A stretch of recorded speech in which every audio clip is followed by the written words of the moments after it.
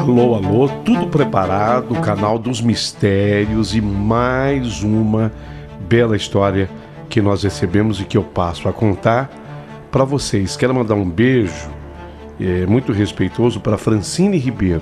Francine, você pediu que nós te avisássemos, como você mandou o teu WhatsApp, a produção entrou em contato, já avisou a Francine Ribeiro que hoje nós iríamos apresentar a história dela. Com muito prazer, viu, Francine? E a Francine explica que ela vai contar a história e a família dela se divide em duas, né? A família Ribeiro, que vem do pai da Francine, e tem uma parte da família que pertence à mãe, que é os Carvalho, né? A família dos Carvalho. Ela me conta que é gente de descendência portuguesa e esse é um lado assim mais rico da família. E é sobre esse lado, né, da família Carvalho que ela vem contar essa história hoje. Achei muito interessante, tá? Vocês vão gostar. Francine, um beijo para você. Antes de eu entrar na história da Francine, queria pedir a você que se inscrevesse aqui no canal, porque é a única maneira que o canal tem de crescer, de melhorar, de subir, é com a tua inscrição. Então conto com a sua inscrição. E quero apelar para que você se torne membro aqui do canal. Ô Paulinho, é importante, muito, muito importante, porque o YouTube incentiva os criadores de conteúdo, como é o nosso caso, a passar para o fã a importância dele assinar o canal. Quando você se torna membro, você assina o canal conosco, entende? É como se você dissesse assim para o YouTube: YouTube, eu confio no Paulinho Boa Pessoa, eu gosto do que o Paulinho Boa Pessoa faz no YouTube, me ajuda, me distrai, faz bem, gosto de ouvir, sabe? Se você se sente assim quando ouve as nossas histórias, então se torne membro aqui do canal, vai ser muito importante para mim. Bem, mas eu não vou demorar. Afinal de contas, a Francine está esperando os detalhes da história dela. Então, prepare o seu coração para as coisas que eu vou contar, porque a história sobrenatural de Francine, aqui no canal, acabou de começar.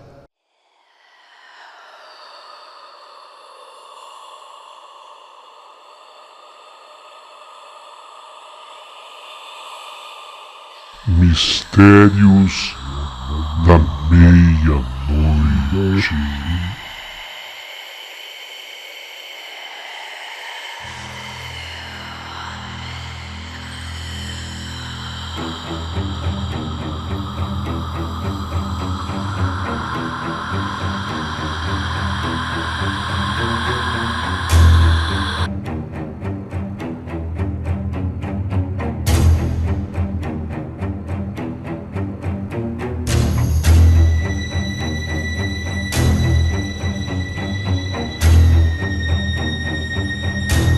Meu querido amigo Paulinho Boa Pessoa, é uma honra poder participar do teu canal. Meu nome é Francine Ribeiro, mas eu tenho uma parte da família que assina Carvalho.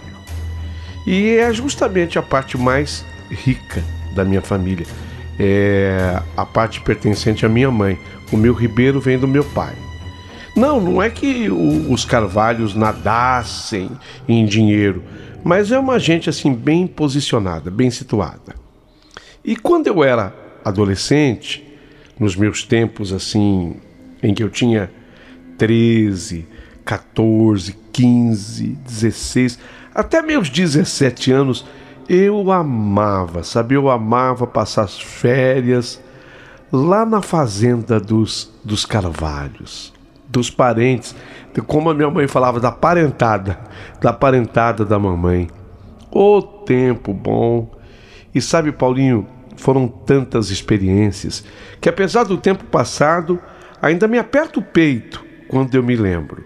Dá uma mistura estranha, assim, de medo, sim, porque você verá que a história que eu vou narrar para você hoje tem muito disso de medo, e junto com medo tem um pouco daquela covardia, E um sentimento também de impotência me invade, mesmo tantos anos depois, quando eu narro essa história.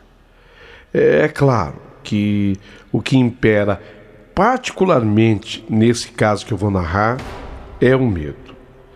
Corria o delicioso ano de 1983. Paulinho tinha 15 anos. Oh, idade gostosa. Então, eu viajei para a cidade dos tios, os tais dos Carvalho.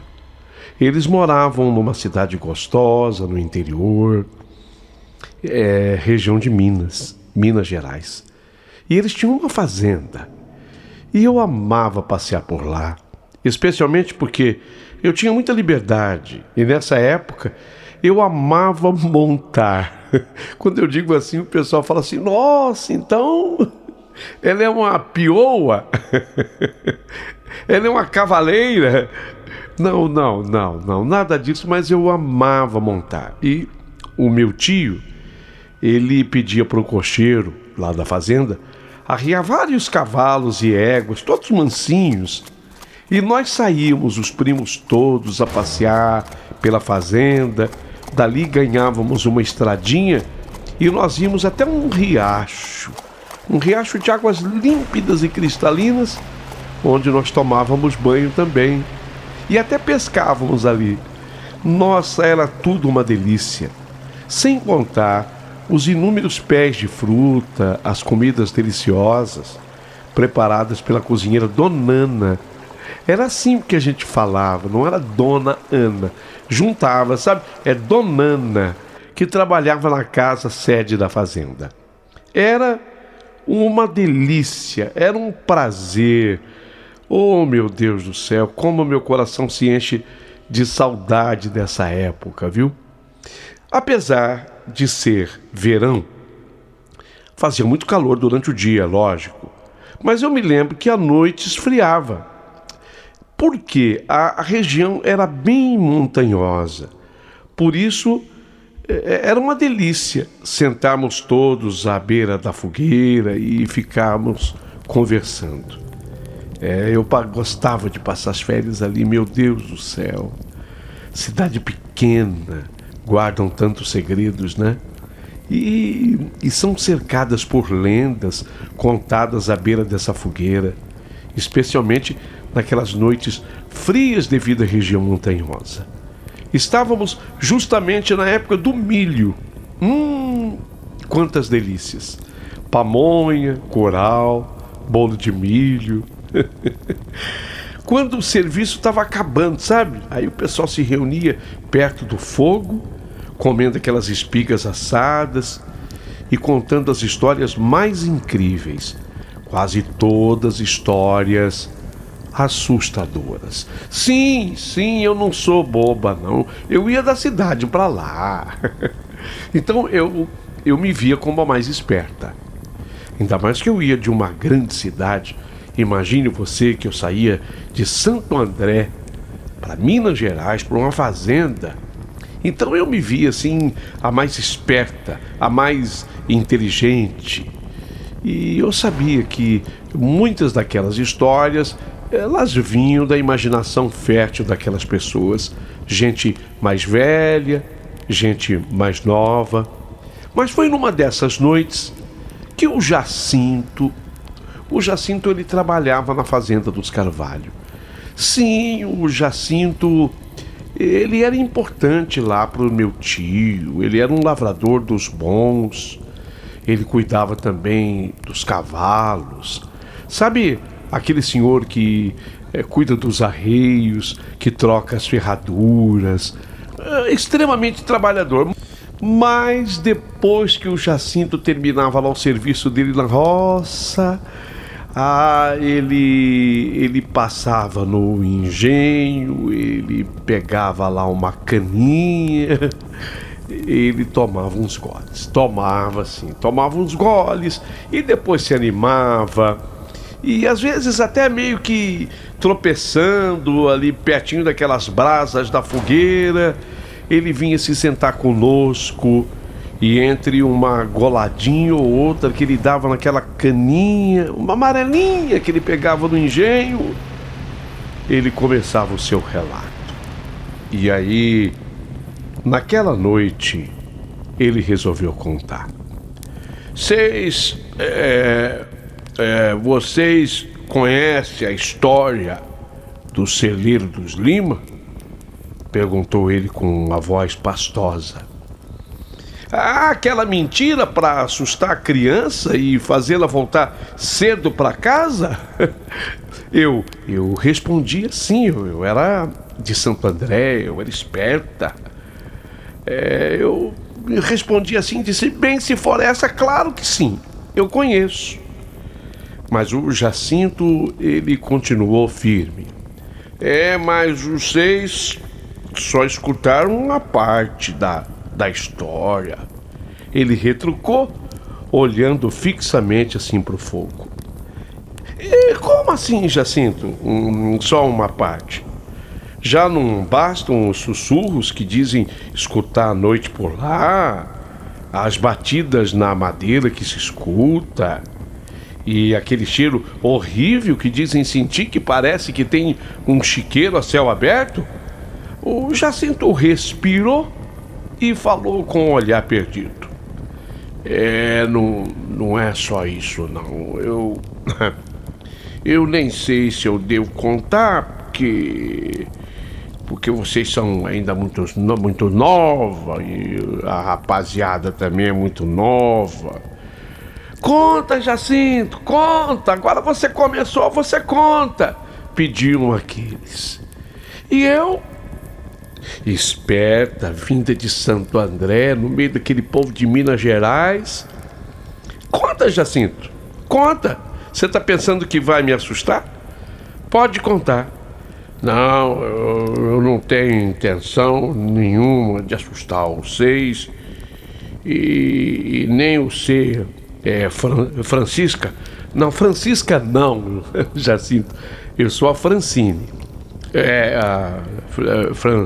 Francine.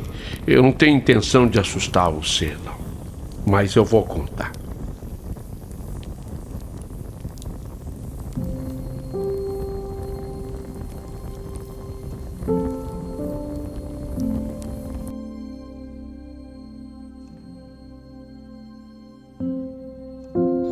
Olha, os Lima, eles fizeram um pacto com o demônio, sabe?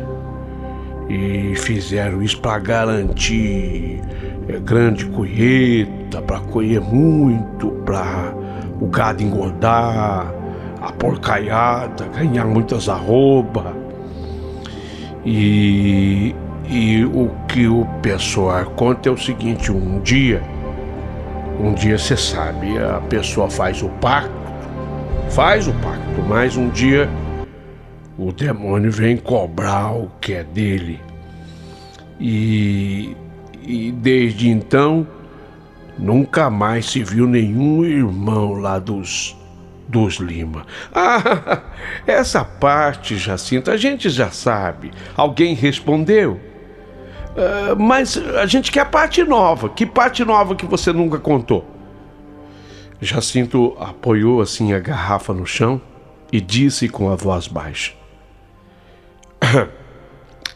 Tá, então eu vou contar. Porque eu tive lá e vi com esses olhos aqui que a terra um dia haverá de comer. Eu vou contar. Quando ele disse que ele ia contar, o silêncio caiu sobre nós. Até o fogo da fogueira, ele pareceu chiar diferente e as lenhas acabou dando uns estalos fortes. Parecia até que tinha bombinha no meio do fogo. Eu cheguei até a me assustar. E ele continuou. No dia, eu tinha até bebido sim uma amarelinha do engenho, mas não tava bêbado não. Bêbado eu não tava. Mas não me pergunte como é que eu fui parar lá na fazenda dos Lima. Mas eu entrei no celeiro dos Lima. eu vinha voltando pra casa e passei assim, bem perto do celeiro, quando eu escutei uns gemidos de dor, sabe? De uma pessoa reclamando de dor.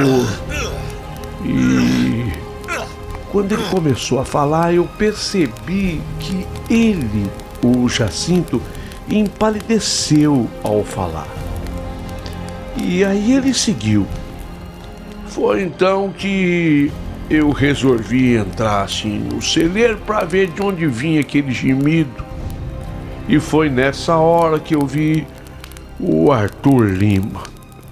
Ele estava pendurado na parte de cima, sendo enforcado. Eu só escutei aquele som, os estalos dos ossos, os gemidos.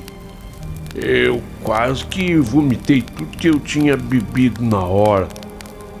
De repente, a hora que eu tava lá dentro, assim, encarando o Arthur Lima, veio uma coisa com uma força, mais uma força, e me empurrou para fora do celeiro como se eu fosse um boneco de pano. Eu caí lá fora, assim, que eu nem olhei para trás, eu só corri. Ainda bem que a égua que eu tava correu junto comigo e ficou no jeito de eu lá na frente montar nela para vir embora. Mas olha, eu juro por vocês, eu juro por tudo o que há de mais sagrado, que eu nunca mais voltei lá na pasbanda da fazenda, eu nem passo. E o celeiro, então, eu não tenho mais coragem de ir lá. Não voltei e nem vou voltar. Mesmo que, se a minha vida um dia dependesse de um remédio que tivesse dentro daquele celeiro, olha, até podia pedir para alguém buscar, mas eu mesmo não busco, não. Eu vi com os meus próprios olhos. O homem tava enforcado. A maioria ficou muito apavorada e assustada. A menina esperta, 15 anos, tinha ido de Santo André para Minas Gerais. Não, eu não ia acreditar. Eu até esbocei assim um riso. Quem aquele bêbado achava que ele estava enganando, assustando? Era fácil notar o medo estampados no rosto de alguns meninos, mocinhas que lá estavam. A vontade de outros correr para casa era notória. Quem sabe correr e esconder debaixo das cobertas. Eu ria, eu debochava. E eu chamava todo mundo de medo. Vocês não passam de um bando de medrosos. Vocês são covardes. Mas sabe, lá bem no fundo, algo me incomodava. A curiosidade me corroía por dentro. E, como dizia minha mãe, a curiosidade matou o gato. E eu estava prestes a descobrir isso da pior maneira possível. Então, na manhã seguinte, após o Jacinto ter contado aquela história, eu não tirava aquilo da cabeça, embora eu tivesse dito a ele que eu não acreditava em nenhuma palavra que ele havia dito. Eu enfiei na cabeça, eu estava decidido, eu iria conferir isso nos celeiros dos Lima. Por mais que eu soubesse que tudo não passava de superstição, alguma força inexplicável me impulsionava a pesquisar, a conferir, a confirmar. Era como se algo me chamasse.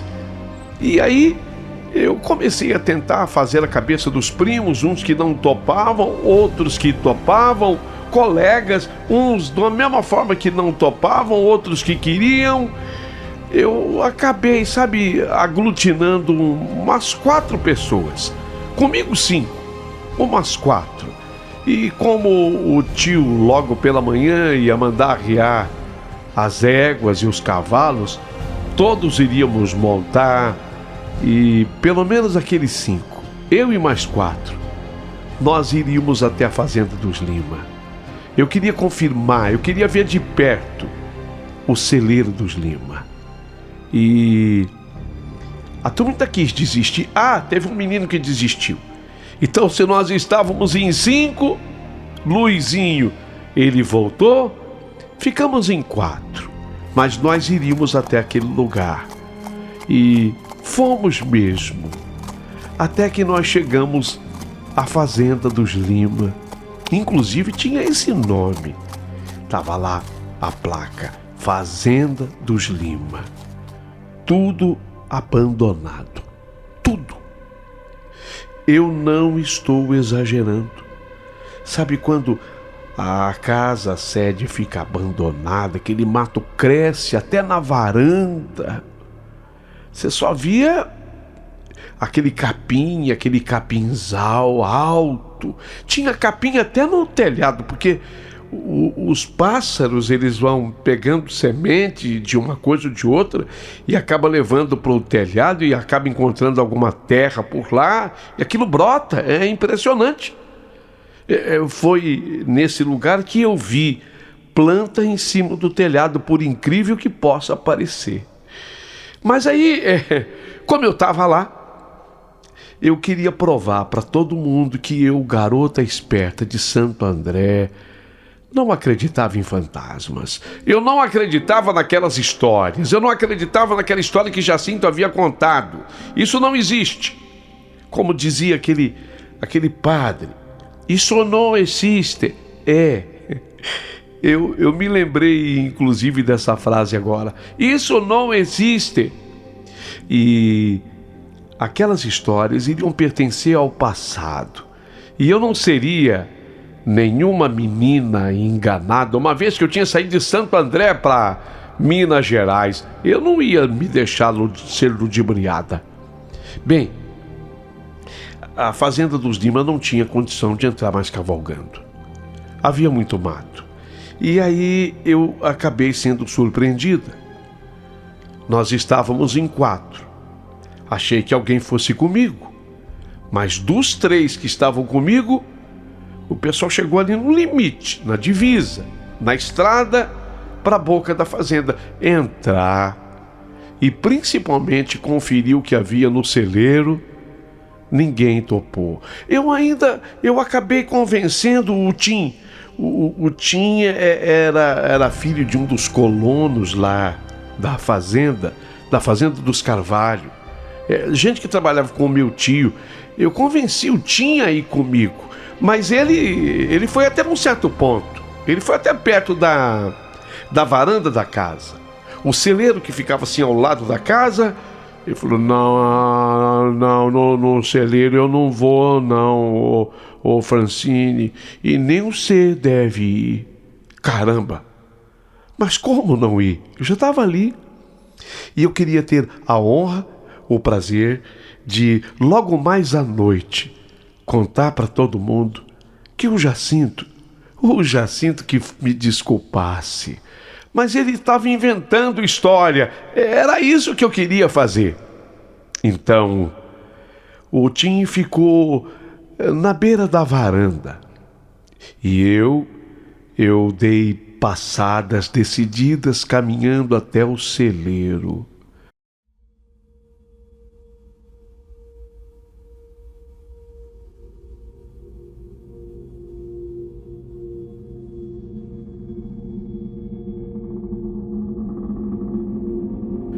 Eu demorei assim um pouquinho mais, uns 5 minutos para chegar, porque tinha mato, eu tinha que desviar, quer dizer, a fazenda estava tomada realmente por mato, estava tudo abandonada. Já era mais tarde, o sol já se escondia quando eu cheguei na boca daquele celeiro. A paisagem tinha algo de lúgubre. A casa estava toda abandonada.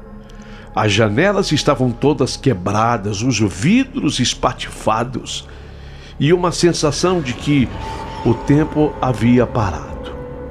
Parece que todos os vizinhos tinham ido embora dali, tomados pelo medo do que falavam, do que diziam. Mas agora eu ia conferir o que tem nesse celeiro. Não tem nada. Mas à medida em que eu me aproximava, eu comecei a suar. Eu tentei me convencer de que fosse só o cansaço da cavalgada até ali, da fazenda dos Carvalho até a fazenda dos Lima, davam 6 quilômetros. Mas o que eu tinha andado a pé e desviando daquelas touceiras. Eu estava suando, mas eu sabia que de medo não era. Ou era? Eu acho que sim. Então eu alcancei o limite daquele celeiro. E ali eu senti que o ar pareceu mudar. Um silêncio sepulcral dominava o ambiente. Até os que tinham ido comigo e ficaram lá fora na estrada, eles ficaram em silêncio. O Tim, que parou na varanda da casa da fazenda, também ficou em silêncio. Eu fui vendo que havia ferramentas. Ferramentas estavam largadas no chão, como se os donos tivessem fugido às pressas. Lógico que as ferramentas já estavam velhas, enferrujadas. E foi então que bateu primeiro o cheiro. Veio aquele cheiro forte.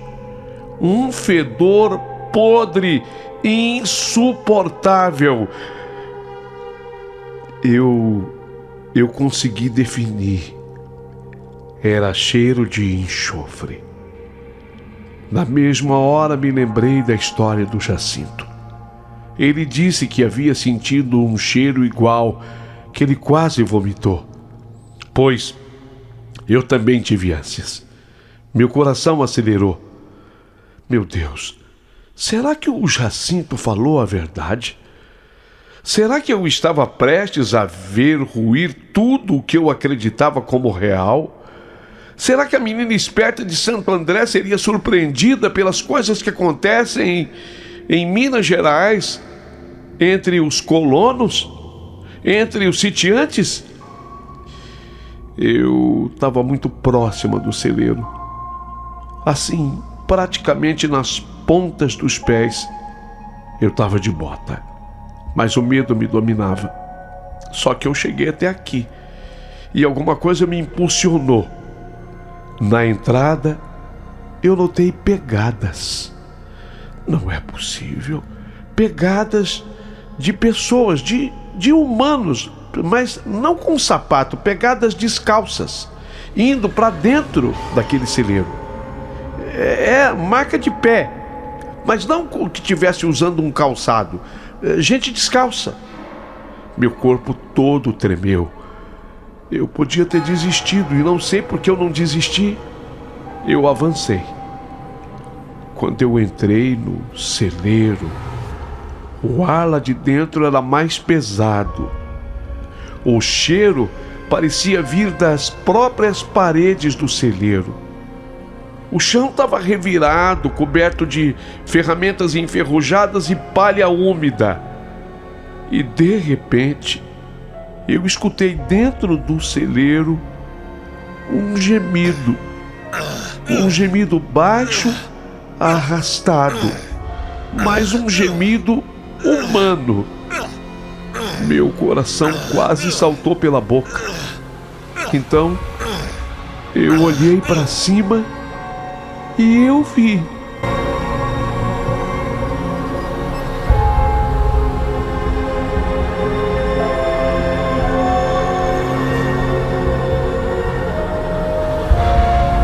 Eu vi tal qual Jacinto vira. Um homem que se contorcia pendurado por uma corda. Era o Arthur Lima. Só podia ser. Era o Arthur Lima. Seus pés batiam no ar, tentando alcançar o chão. O som dos ossos estalando ecoava pelas vigas.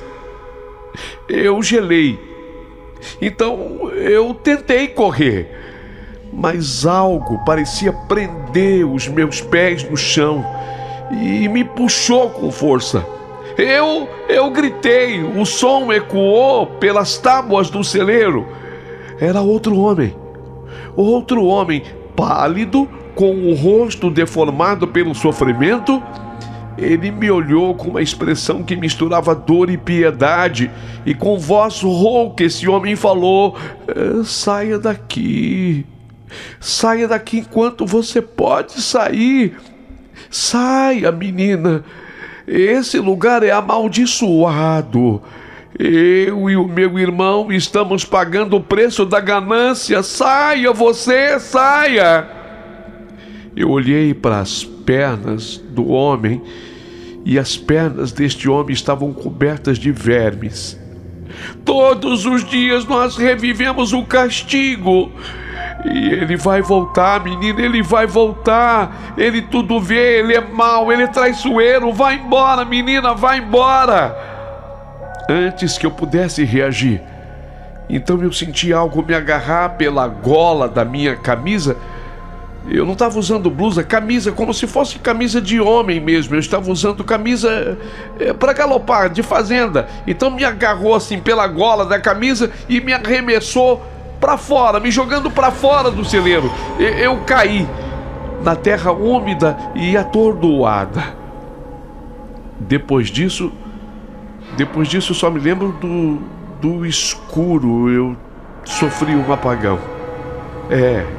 Eu sofri um apagão, e como eu caí para fora, o Tim, quando ele me viu, ele sai correndo da varanda onde ele estava e ele bate no meu rosto até que eu me recuperei. E aí o Tim me trouxe até a estrada e eu sequer tive condições de trazer a égua na qual eu montava. Eu tive que vir na garupa do Tim, agarrada a ele, e ele me conduziu de volta. Olha, quando foi à noite, eu não tive nem condição de ir para a fogueira. Eu tive que ficar tomando chá preparado pela minha tia, tendo as massagens, e o seu Jacinto, que dessa vez não passou pelo engenho e não pegou da amarelinha. Ele, sóbrio, são, foi conversar comigo. E ele veio me pedir desculpas, porque meu tio, de certa forma, havia dito que ele havia mexido com a minha imaginação e, sei lá, me incentivado a fazer aquilo. Eu desmenti. Não, ele não tinha culpa nenhuma, tio. O seu Jacinto não teve culpa de nada, fui eu. Fui eu que quis comprovar o que se passava no celeiro dos Lima. E então eu vi para mudar a minha concepção total a respeito dos mistérios da vida. Só mesmo no dia seguinte é que eu tive condição de voltar para a roda da fogueira. E aí, diante de todos, eu apenas confirmei que tudo o que dissera ao senhor Jacinto era verdade.